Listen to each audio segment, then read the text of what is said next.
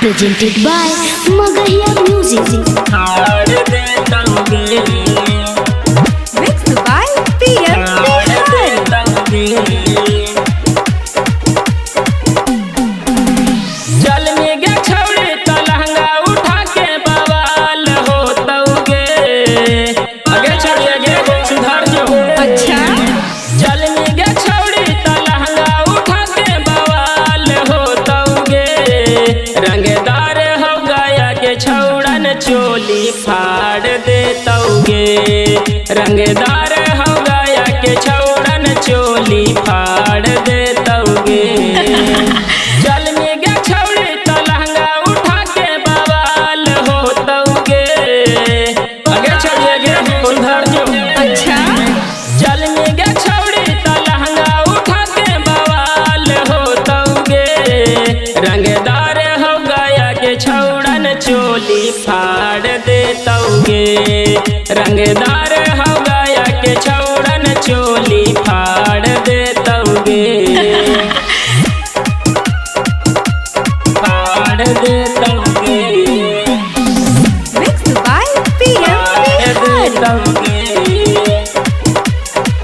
रंगदार हो गया के छौड़न चोली फाड़ दे तौगे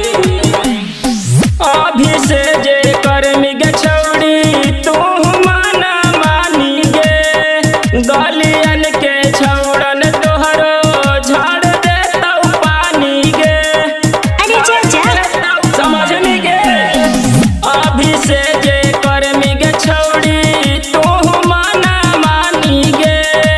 गलियन के छौड़न तोहरो झाड़ दे तौ पानी गे कहियो गे छौड़ी तो टीला पर झंडा गाड़ दे तौगे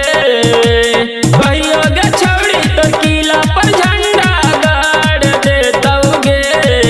रंगदार हो गया के छौड़न चोली फाड़ दे तौगे रंगदार हो गया के छौड़न चोली फाड़ दे तौगे ऐसे ना बोला। फाड़ दे तौगे Mixed by PM रंगदार हो गया के छौड़न चोली फाड़ दे तौगे चल ही डगरिया में छौड़ी उठाई के अपन घंघरिया गे कहियो फसाई ले तौ अंकित राज बिहारिया गे गे छौड़ी रंगवा के पहचान जो अच्छा चल ही डगरिया में छौड़ी उठाई के अपन घंघरिया गे कहियो फसाई ले तौ अंकित राज बिहारिया गे रंजराज रंगीला कहियो गे छौड़ी मजा मार ले तौगे चल। रंजराज रंगीला कहियो गे छौड़ी मजा मार ले तौगे रंगदार हो गया के छौड़न चोली फाड़ दे तौगे